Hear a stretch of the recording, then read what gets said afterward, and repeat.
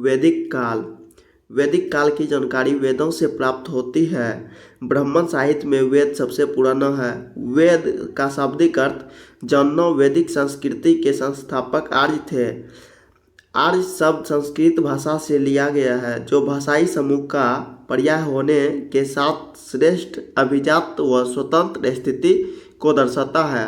वैदिक संस्कृति ग्रामीण संस्कृति थी। आर्यों को लिपि की जानकारी न होने के कारण वेद श्रवण परंपरा द्वारा पीढ़ी दर पीढ़ी पहुँचाए जाते थे, इसलिए वेदों को श्रुति भी कहा जाता है। संपूर्ण वैदिक साहित्य को दो भागों में बांटा जाता है, श्रुति साहित्य तथा स्मृति साहित्य। श्रुति साहित्य में वेदों के अतिरिक्त ब्राह्मण, आरण्यक एवं उपनिषद आते हैं। ये लंबे समय तक श्रवण परंपरा के माध्यम से चलते रहे तथा बाद में इनका संकलन किया गया। वेदों का संकलन कृष्णद्वैपायन व्यास ने किया था, इसलिए वे वेदव्यास कहलाए। स्मृति साहित्य मनुष्यों द्वारा रचित है। इसमें वेदों, सूत्र एवं ग्रंथ शामिल है। वेद, इनकी संख्या 4 है: ऋग्वेद, सामवेद, यजुर्वेद एवं अथर्ववेद। ऋग्वेद में कुल 10 मंडल, 11 बालखिल सहित एवं 228 सूक्त है। इसमें 10,580 मंत्र है। इसमें 118 दोहराए गए हैं, अतः कुल 10,462 मंत्र हैं। ऋग्वेद के मंत्रों का उच्चारण होत्री या होता द्वारा किया जाता था। दूसरे से 7वें मंडल को प्राचीन मंडल या वंश मंडल कहा जाता है। कृषि संबंधित जानकारी चौथे मंडल से सब प्राप्त होती है। गायत्री मंत्र, जिसकी रचना विश्वामित्र ने की थी, का उल्लेख तीसरे मंडल में है। 7वां मंडल वरुण को समर्पित है एवं 9वें मंडल 144 सूक्तों में सोम का वर्णन है। विदुषी महिलाएं लोपामुद्रा, सिक्ता, अपला, घोषा आदि ने कुछ ऋचाओं की रचना की। ऋग्वेद में इन महिलाओं को ब्रह्मवादिनी कहा गया है। 10वें मंडल, जो सबसे बाद का है, के पुरुष सूक्त में चारों वर्ण पुरोहित, राजन्य, वैश्य एवं शूद्र का वर्णन है। ऐत्रेय एवं कौशिकी ऋग्वेद के ब्राह्मण ग्रंथ हैं। ऐत्रेय ब्राह्मण में जनपद एवं राजसूय यज्ञ का उल्लेख मिलता है। ऋग्वेद में यमुना का उल्लेख 3 बार एवं गंगा का उल्लेख 1 बार हुआ है। इस वेद में सोमरस का वर्णन अधिक बार हुआ है तथा इंद्र को पुरंदर किला तोड़ने वाला कहा गया है। आर्य ऋग्वेद का उपदेश देता है। ऋग्वेद में पुरुष देवताओं की प्रधानता है। इंद्र का वर्णन सबसे अधिक बार 250 बार किया गया है। अग्नि का 200 बार किया गया है। वेदों की कई शाखाएं हैं। साकल शाखा ऋग्वेद से जुड़ी एकमात्र जीवित शाखा है। सामवेद गाई जाने वाली ऋचाओं का संकलन है, जिनके पुरोहित उग्र गाता कहलाते थे। सामवेद से ही सर्वप्रथम 7 स्वरों की जानकारी प्राप्त होती है, इसलिए इसे भारतीय संगीत का जनक माना जाता है। गंधर्व वेद सामवेद का उपवेद है। सामवेद में कुल मंत्रों की संख्या 1549 है। इसमें से 75 मंत्रों के अतिरिक्त शेष ऋषभ ऋग्वेद के से लिए गए हैं। कौंडय सामवेद के ब्राह्मण ग्रंथ हैं। कौथुम रामायणीय, थाजेमिनीय अथवा तलवकार सामवेद की शाखाएं हैं। यजुर्वेद में अनुष्ठानों, कर्मकांडों तथा यज्ञ संबंधी मंत्रों का संकलन है। इसके पुरोहित को अथर्वयु कहते थे। यह गद्य एवं पद दोनों में रचित है एवं इसके 2 भाग हैं: कृष्ण यजुर्वेद गद्य, शुक्ल यजुर्वेद पद। यजुर्वेद का ब्राह्मण ग्रंथ तैत्तिरीय ब्राह्मण एवं शुक्ल यजुर्वेद का ब्राह्मण ग्रंथ शतपथ है। यजुर्वेद का उपवेद धनुर्वेद है। शतपथ ब्राह्मण में कृषि एवं सिंचाई का उल्लेख मिलता है। अथर्ववेद चौथा एवं अंतिम वेद है, जिसकी रचना अथर्वा ऋषि ने की थी। अथर्ववेद के मंत्र रोग नाशक, जादू टोना, विवाह गीत आदि से संबंधित है। इसका उपवेद अथर्ववेद है। अथर्ववेद का कोई अन्य ग्रंथ नहीं है। शब्द का उल्लेख सर्वप्रथम बार मिलता है। अथर्ववेद के पुरोहित को ब्रह्मा या ब्रह्मा कहते हैं। इसी वेद में सभा और समिति को प्रजापति की 2 पुत्रियों कहा गया है। चौंदी एवं गन्ने का सर्वप्रथम उल्लेख अथर्वा वेद में मिलता है। अथर्ववेद की शाखाएं शौनक एवं पेपलाद है। उपवेद ब्राह्मण उपनिषद।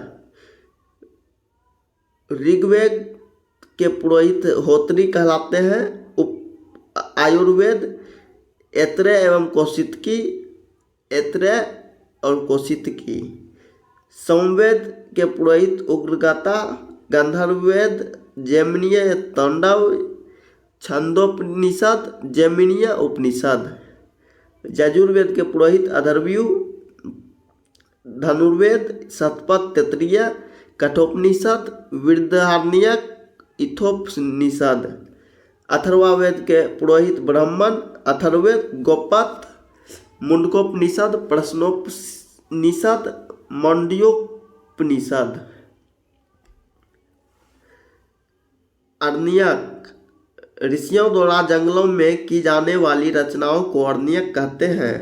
ये दार्शनिक रहस्यों से परिपूर्ण है। अरण्यकों की संख्या 7 है। ये ज्ञान मार्ग एवं कर्म मार्ग के बीच सेतु का कार्य करते हैं।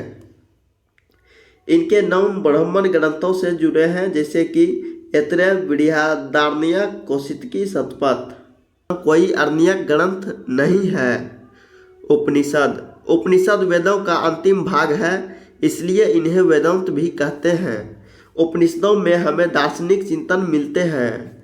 उपनिषदों की कुल संख्या 108 है, जिनमें से 11 महत्वपूर्ण है। मुंडकोपनिषद से सत्यमेव जयते शब्द लिया गया है। इपोपनिषद में गीता का निष्काम कर्म का पहला विवरण मिलता है। नचिकेता यम का संवाद कठोपनिषद में है। बृहदारण्यक उपनिषद में अहम ब्रह्मास्मि उल्लिखित है। बृहदारण्यक उपनिषद में ही पुनर्जन्म का सिद्धांत एवं याज्ञवल्क्य गार्गी संवाद का वर्णन है। श्वेताश्वर उपनिषद में सर्वप्रथम भक्ति शब्द का उल्लेख मिलता है। वेदांग। वैदिक मूल ग्रंथ का अर्थ समझने के लिए वेदांगों अर्थात वेद के अंगभूत शास्त्रों की रचना की गई। ये वेदांग है शिक्षा, उच्चनिधि, कल्प, कर्मकांड, व्याकरण, निरुक्त, भाषा,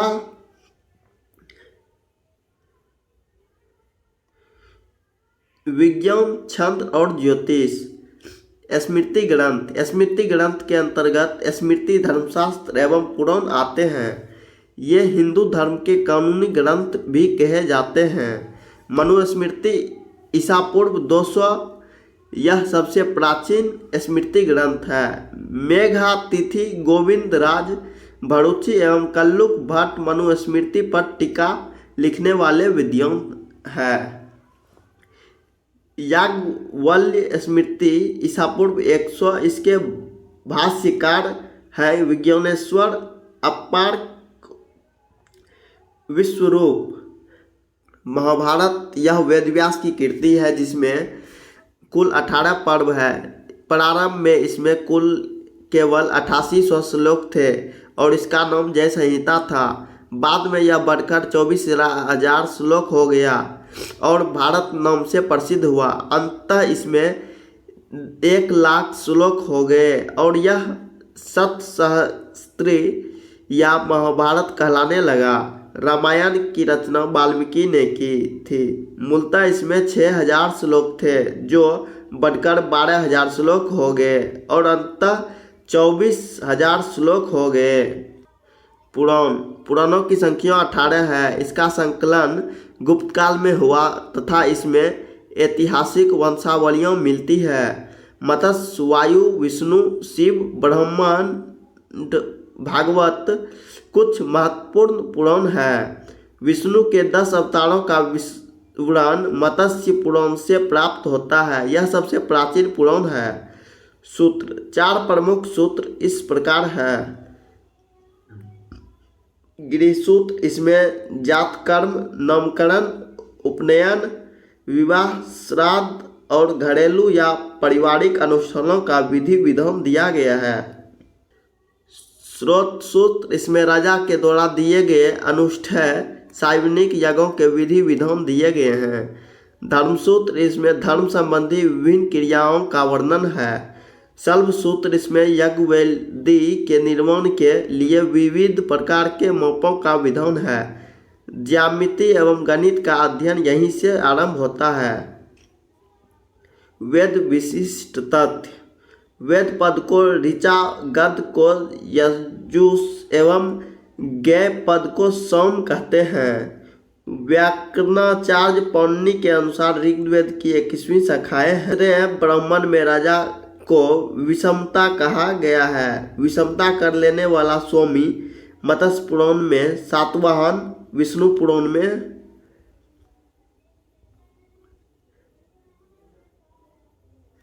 मौर्य वंश की वायु पुराण में गुप्त वंश का वर्णन है। वेदत्रयी, इसमें ऋग्वेद, सामवेद एवं यजुर्वेद शामिल है। प्रस्थान त्रयी, इसमें ब्राह्मण सूत्र, भागवत गीता एवं उपनिषद शामिल है। ऋग्वेदिक काल 15,000 ईसा पूर्व से 1,000 ईसा पूर्व। आर्यों का आगमन एवं विस्तार, आर्यों के आगमन के विषय में विद्वान एक मत नहीं है। आर्यों के आगमन के संदर्भ में मैक्समुलर का मत सर्वमान्य है। इसके अनुसार आर्यों का मूल स्थान मध्य एशिया था। इसकी पुष्टि जीव विज्ञानियों ने भी की है। M17 नामक आनुवंशिक संकेत मध्य एशिया के 40% से अधिक लोगों में पाया जाता है, जो कि दिल्ली के 35% से अधिक हिंदी भाषी लोगों में भी मिला। इस आधार पर जीव वैज्ञानिकों ने यह निष्कर्ष निकाला कि आर्य मध्य एशिया से भारत आए। मूल निवास, विद्वान और मूल निवास, संपूर्णानंद सप्तसंज्ञ प्रदेश, पेंकाहट जर्मनी, दयानंद सरस्वती तिब्बत, मैक्समुलर रीड मध्य एशिया, बाल गंगाधर तिलक उत्तरी ध्रुव, गंगानाथ झा ब्रह्म ऋषि देश। विस्तार, पूर्व में यमुना नदी, पश्चिम में अफगानिस्तान,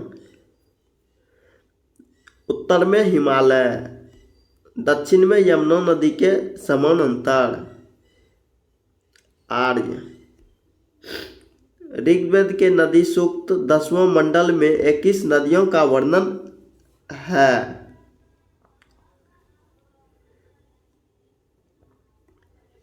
ऋग्वेदिक नदियाँ, प्राचीन नाम, वर्तमान नाम: सिंधु सिंधु, अस्किनी चिनाब, सतोदरी सतलज, विपाशा व्यास, विस्तता झेलम, सरस्वती दृष्टिवती घग्गर, पुरुषनी रावी। अफगानिस्तान की नदियाँ: नदी स्थान, कुभा काबुल, स्वास्तु स्वात, कुरुमु कुर्रम, गोमती गोमल। सिंधु आर्यों की सबसे प्रमुख नदी है, जिसका उल्लेख सर्वाधिक बार किया गया है। इसे हिंदयानी भी कहा गया है। ऋग्वेद में उल्लेखित दूसरी नदी सरस्वती है, जिसमें नदीत्व अर्थात सर्वश्रेष्ठ नदी कहा गया है। ऋग्वेद में सरस्वती की चर्चा से यह लगता है कि अवस्था में उल्लेखित दक्षिण अफगानिस्तान में हरखती आधुनिक हेलमत नदी है। सप्त सिंधु प्रदेश आर्य सर्वप्रथम इसी क्षेत्र में आकर बसे। इसमें नदियां सिंधु एवं उसकी 5 सहायक नदियां सम्मिलित है। मध्य देश हिमालय और विंध्याचल के बीच का प्रदेश। ऋषि देश गंगा यमुना दोआब एवं उसके नज़दीकी क्षेत्र। गंडक को सदानीरा के नाम से जाना जाता है। शतपथ ब्राह्मण में नर्मदा नदी का वर्णन है। जिसे रेतवेत्रा नदी कहा गया है। ऋग्वेद में समुद्र का तात्पर्य एक बड़े जलराशि के जमाव से है, न कि आधुनिक सागर से। ऋग्वेद में मरुस्थल के लिए धन शब्द का प्रयोग किया गया है।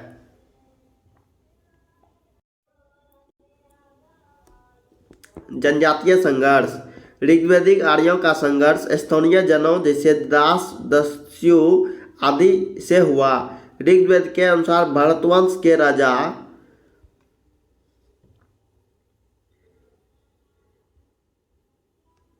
देवोदास ने संबर को हराया। यहाँ दास शब्द देवोदास के नाम में लगता है। ऋग्वेद में वर्णित दस्यु इस देश के मूल निवासी थे और आर्यों के जिस राजा ने उन्हें पराजित किया वह त्रसदयु कहलाया।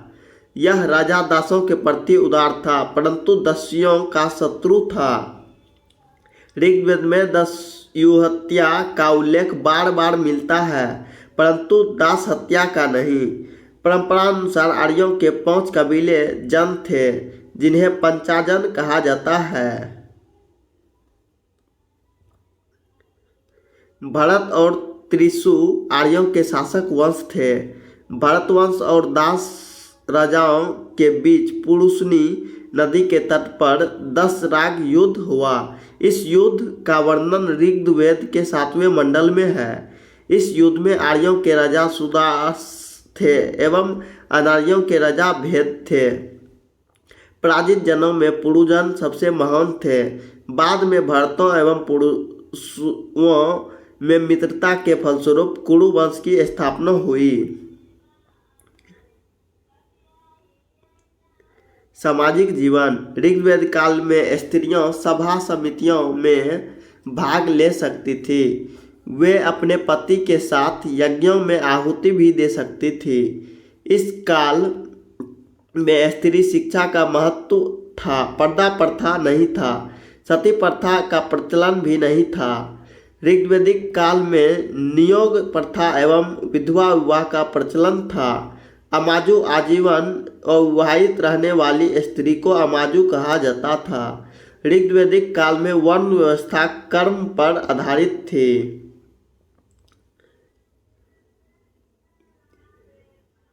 इस काल में मुख्यतः 3 प्रकार के वस्त्र होते थे। वास, मध्य भाग में पहना जाने वाला वस्त्र। अधिवास, चादर या ओढ़नी की तरह वस्त्र। निवि, कमर के नीचे वाला वस्त्र। ऋग्वैदिक काल में शाकाहारी व मांसाहारी दोनों प्रकार के भोजन का प्रचलन था। यव जो प्रमुख फसल थी। नमक व मछली का उल्लेख इस काल में नहीं मिलता है। ऋग्वैदिक काल में सामाजिक संगठन का आधार गोत्र या जन्म मूलक संबंध था। समाज पितृसत्तात्मक था। सबसे छोटी इकाई परिवार कुल थी। इसका प्रधान कुलूप होता था। आर्थिक जीवन। ऋग्वैदिक काल एक ग्रामीण सभ्यता थी, जहां आर्यों की आर्य व्यवस्था का मुख्य आधार पशुपालन था कृषि गौण कार्य थे। इस काल में गाय का अत्यंत महत्व था। ऋग्वेद में गाय का उल्लेख 176 बार हुआ है। अनेक शब्दों की उत्पत्ति गाय से हुई है, जैसे गोहना अतिथि, गोमत, धनी व्यक्ति, गोधूली, संध्या का समय, अहन्या, न मारी जाने वाली गाय, विशिष्ट गाय का अन्वेषण।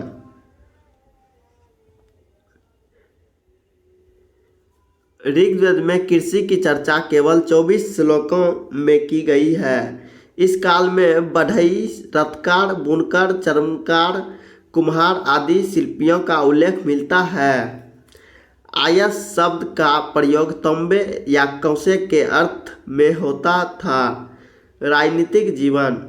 ऋग्वैदिक काल में आर्यों का प्रशासन तंत्र कबीले के प्रधान द्वारा संचालित होता था, जैसे राजन राजा कहा जाता था। अनेक कुल प्रधान कुलूप मिलकर ग्राम प्रधान गौमिनी व अनेक ग्राम मिलकर विष प्रधान विस्पति और अनेक विष मिलकर जन प्रधान राजन का निर्माण करते थे।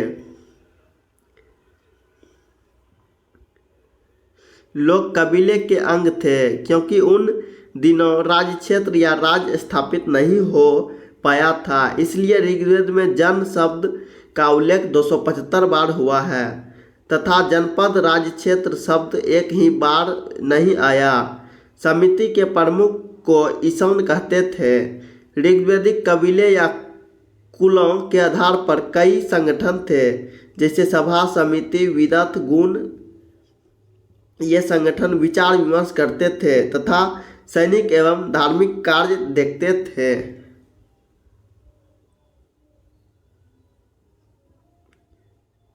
सभा और समिति इतने महत्वपूर्ण थे कि राजन इसका समर्थन पाने के लिए बेताब रहता था। ऋग्वेद में वर्णित बलि राजा को दिया जाने वाला स्वैच्छिक कर था। दैनिक प्रशासन में राजन की सहायता के लिए पुरोहित सबसे महत्वपूर्ण अधिकारी होता था। इस काल में वशिष्ठ एवं विश्वामित्र दो महान पुरोहित हुए। वशिष्ठ रूढ़िवादी थे एवं विश्वामित्र उदार थे। सेनानी, ग्रामीणी, वर्जपति अन्य अधिकारी थे। धार्मिक जीवन। वैदिक ग्रंथों में कुल 33 देवताओं का उल्लेख है। ऋग्वेद में सबसे अधिक प्रतापी देव इंद्र थे, जिन्हें पुरंदर, किला तोड़ने वाला या वीरहंता या सोमापा भी कहा जाता है। इंद्र पर 250 सूक्त है। इन्हें बादल का देवता भी माना गया है, जो वर्षा देता है। ऋग्वेदिक देवताओं में दूसरा स्थान अग्नि का है, जिन पर 200 सूक्त है। अग्नि ने देवताओं और मानवों के बीच मध्यस्थ का काम किया।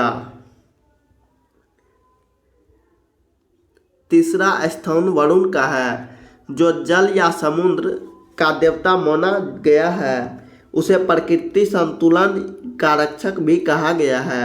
वरुण का उल्लेख 176 बार किया गया है। अन्य प्रमुख ऋग्वेदिक देवता: सोम वनस्पति के देवता, मरुत आंधी के देवता, उषा प्रगति एवं उत्थान की देवी, पूषण पशुओं के देवता, अरिण्यानी जंगल की देवी, घ आकाश का देवता सबसे प्राचीन।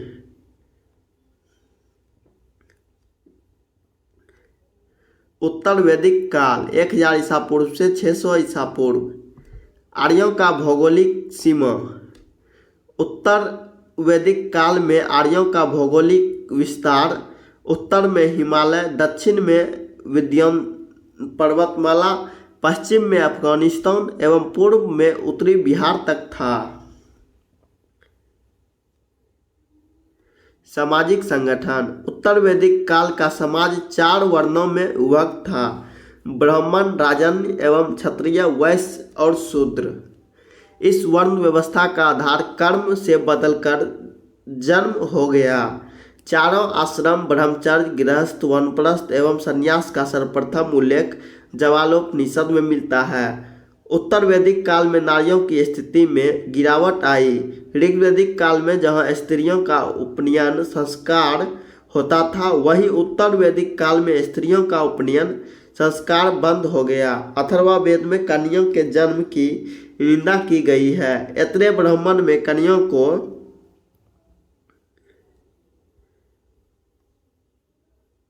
चिंता का कारण बताया गया है। तैत्तिरीय आरण्यक में स्त्रियों को शूद्रवत पतित कहा गया है। वहीं शतपथ ब्राह्मण में पत्नी को अर्धांगिनी भी कहा गया है। विदुषी महिलाएं मैत्रेयी, गार्गी, सलावा, वनवा, काव्यानी आदि। स्त्रियों का सभा एवं समिति में भाग लेना बंद हो गया। जो स्त्रियों पवित्रव्रता नहीं रह जाती थी, उसके लिए वरुण प्रभास संपन्न किया जाता था।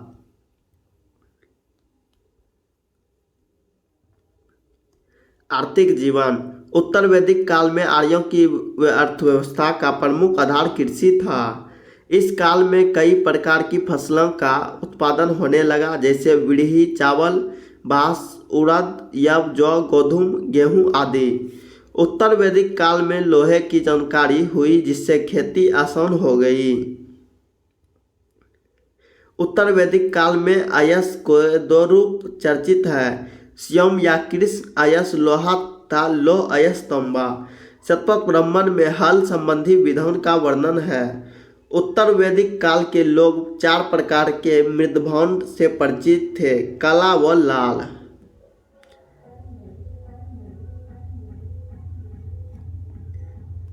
काली पॉलिशदार चित्रित धूसर और लाल मृदभांड। इनमें से चित्रित धूसर मृदभांड उनके सर्वोपरि विशिष्टता का सूचक है। 1000 ईसा पूर्व लोहा सर्वप्रथम कर्नाटक के धारवाड़ में मिला। इसी समय पाकिस्तान के गंधार क्षेत्र में भी लोहे का प्रयोग होने लगा। सर्वाधिक लोह औजार आतरंगी खेरा से प्राप्त हुए हैं। खेती और विविध शिल्पों की बदौलत अब उत्तर वैदिक काल के लोग स्थायी जीवन अपनाने में समर्थ हो गए।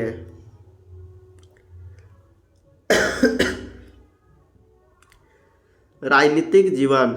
उत्तर वैदिक काल की राजकीय प्रभुत्व सामने आया, विदित लगभग समाप्त हो गया एवं सभा समिति का प्रभाव भी कम हो गया। इस काल में कबीले ने जनपद रूप ग्रहण किया, जैसे भरत व पुरु ने मिलकर कुरु जनपद की स्थापना की तथा तुर्वस व किरवी ने मिलकर पंचाल जनपद की स्थापना की। उत्तर वैदिक काल में राजाओं को विभिन्न नामों से पुकारा जाता था। उत्तर का शासक विराट कहलाता था, दक्षिण का भोज, पूर्व का सम्राट, पश्चिम का स्वराट एवं मध्य का शासक राजा कहलाता था। राजा का पद अनुवंशिक बन गया, जो सामान्यतः उसके ज्येष्ठ पुत्र को मिलने लगा। इस काल को संग्राहिता, गोविकर्तन जैसे अधिकारियों का अस्तित्व सामने आया। राजाओं का प्रभुत्व उनके यज्ञों द्वारा और बढ़ने लगा। राजसूय यज्ञ राज्याभिषेक के समय, अश्वमेध यज्ञ सम्राट विस्तार के लिए, वायपेय यज्ञ रथ दौड़ की आकांक्षा से शक्ति प्रदर्शन। धार्मिक जीवन। उत्तर वैदिक काल में धर्म कर्मकांड आधारित हो गया। इस काल के महत्वपूर्ण देवता थे प्रजापति, ब्रह्मा, शिव, रुद्र तथा नारायण विष्णु। पूषण जो ऋग्वैदिक काल में पशुओं के देवता थे, अब शूद्रों के देवता हो गए। इस काल में गृहस्थों के लिए पंच महायज्ञ भी होने लगा।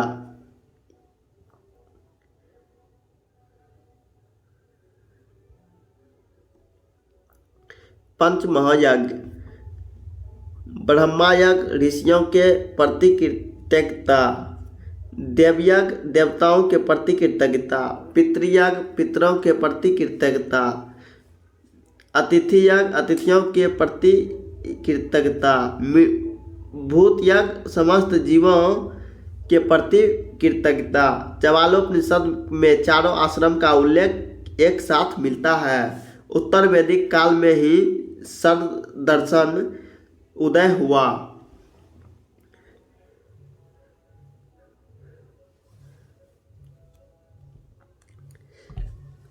दर्शन प्रतिपादक। सांख्य दर्शन के प्रतिपादक है कपिल मुनि, योग दर्शन के प्रतिपादक है पतंजलि, न्याय दर्शन के प्रतिपादक है गौतम ऋषि, वैशेषिक दर्शन के प्रतिपादक है कनाद मुनि, पूर्व मीमांसा दर्शन के प्रतिपादक है जैमिनी, उत्तर मीमांसा दर्शन के प्रतिपादक है बादरायण। 16 संस्कार। उत्तर वैदिक काल में 16 संस्कार काफी लोकप्रिय हुए। गर्भाधान, पुंसवन, सीमंतोन्नयन, जातकर्म, नामकरण, निष्क्रमण, अन्नप्राशन, चूड़ाकर्म, कर्णछेदन, विदारंभ, उपनयन, वेदारंभ, केशानंद, समावर्तन, विवाह एवं अंत्येष्टि।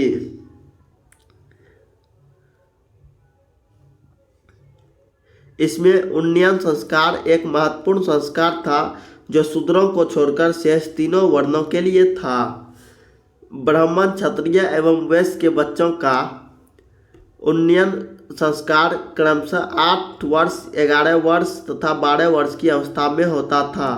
ये बालक इस संस्कार के बाद द्विज दोबारा जन्म कहलाते थे।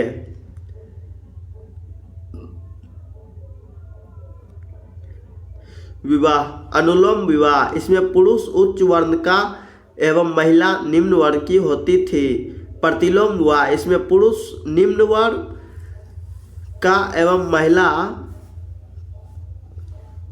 उच्च वर्ण की होती थी। गृह सूत्रों के अनुसार 8 प्रकार के विवाह होते हैं। ब्रह्म विवाह यह सबसे प्रचलित एवं उत्तम विवाह था। देव विवाह, यज्ञ करने वाले ब्राह्मण से पुत्री का विवाह किया जाता था। आर्य विवाह, कन्याओं का पिता वर से गाय लेकर कन्या विवाह कर देता था। प्रजापत्य विवाह, इसमें कन्या का पिता वर को वचन देता था। असुर विवाह, वर से मूल्य लेकर कन्या को बेचा जाता था। गंधर्व विवाह, यह प्रेम विवाह था जिसमें माता पिता की अनुमति नहीं ली जाती थी। राक्षस विवाह, इस विवाह में वधू का अपहरण किया जाता था। पैशाच विवाह, यह जबरदस्ती किया जाने वाला विवाह था। ऋग्वेद में उल्लिखित शब्दों की संख्याएं: पिता 335 बार, सभा 8 बार, इंद्र 250 बार, समिति 9 बार, अग्नि 200 बार, रुद्र 3 बार, गाय 176 बार, यमुना 3 बार, विष 170 बार, गंगा 1 बार, सोम देवता 144 बार, सिंधु नदी सर्वाधिक बार, विष्णु 100 बार, कृषि 33 बार, वरुण 33 बार, जन 275 बार।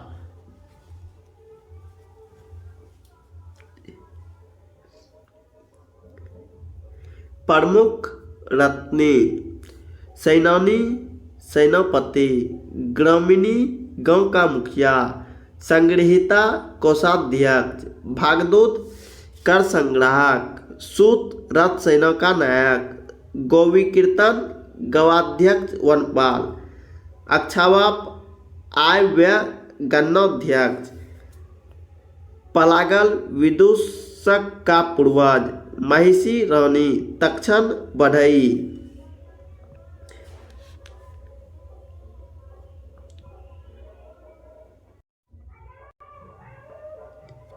कृषि संबंधी शब्दावली: प्राचीन नाम, आधुनिक नाम: लंगल हल, वृक बैल, उर्वरा जुते हुए खेत, सीता हल से बनी नालियाँ, अवट कूप कुआं, पुरजन बादल, अनस बैलगाड़ी, किनस हलवाहा। वैदिक साहित्य सर्वप्रथम सर्वप्राचीन: द्वैत जैन तीर्थंकरों अरिवेष्टनेमी एवं ऋषभदेव का उल्लेख ऋग्वेद में है।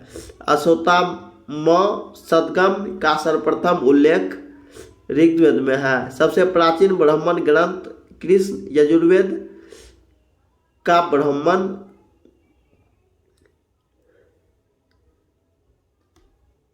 सबसे प्राचीन उपनिषद छंदोदय एवं बृहदारण्यक। प्रथम 3 आश्रम बाल, गृहस्थ, वानप्रस्थ एवं श्री कृष्ण का प्रथम उल्लेख छंदोग्योपनिषद।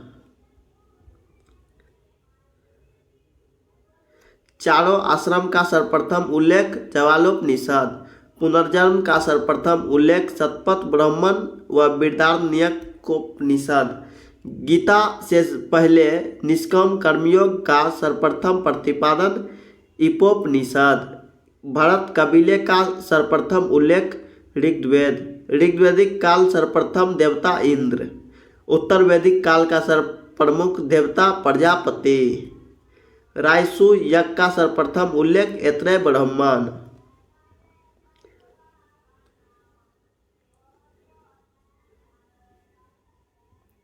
ऋग्वैदिक काल में सर्वाधिक प्रयुक्त होने वाली धातु अयस, कंस या तंबा। ऋग्वैदिक काल की सर्वाधिक स्तुत नदी सिंधु। ऋग्वैदिक की सबसे पवित्र नदी सरस्वती। चारों वर्ण का सर्वप्रथम उल्लेख ऐत्रेय ब्राह्मण याज्ञवल्क्य गार्गी संवाद उल्लिखित है। बृहदारण्यकोपनिषद। वैश्य शब्द का सर्वप्रथम प्रयोग मिलता है वाजसनेयी संहिता। श्वेताश्वर उपनिषद समर्पित है रुद्र देवता को। कृषि संबंधी प्रक्रिया का उल्लेख ऋग्वेद के किस मंडल में है? चतुर्थ मंडल